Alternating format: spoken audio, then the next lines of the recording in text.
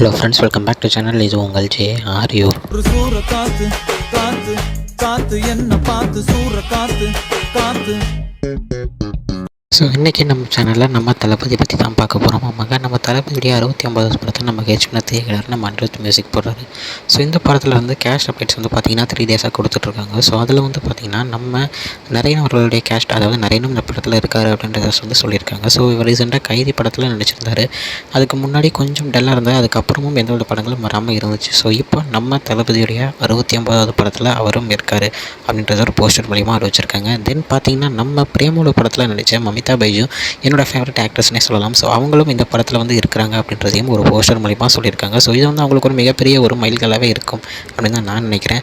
தென் பார்த்திங்கன்னா படத்துடைய வில்லன் அப்படின்னு தான் சொல்லணும். ஏன்னா நம்ம பாபி டியோல் செம்மையான ஒரு லுக்கு, அதாவது செம்மையான ஒரு கேரக்டர் அனிமலில் கொடுத்துருந்தாரு. ஸோ அவரும் இந்த படத்தில் இருக்கார் அப்படின்றதையும் அனௌன்ஸ் பண்ணியிருக்காங்க. தென் நம்ம கௌதம் வாசுதேவ் மேனன் வந்து பார்த்திங்கன்னா ரீசெண்டாக லியோ படத்தில் நம்ம விஜய் அவர்களுக்கு ஃப்ரெண்டாக கொடுத்துருந்தாரு. ஸோ அவரும் இந்த படத்தில் இருக்கிறது மிகப்பெரிய ஒரு ப்ளஸ் பாயிண்ட், மிகப்பெரிய ஒரு சூப்பர் அப்படின்னே சொல்லணும்.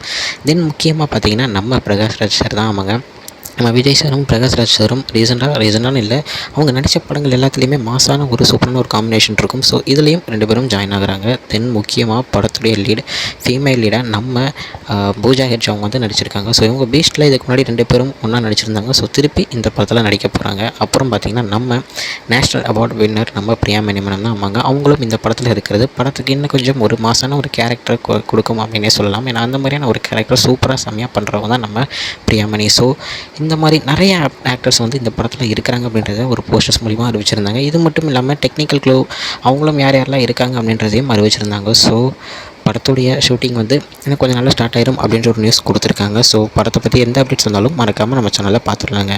ஓகே ஃப்ரெண்ட்ஸ், இதுதான் இன்றைக்குள்ள அப்டேட். என்னோட அவங்க வந்து பார்க்குறேன். அது வரைக்கும் உங்கள்கிட்ட நடைபெறுறது உங்கள் Jaswin. Bye friends, next video. Bye bye.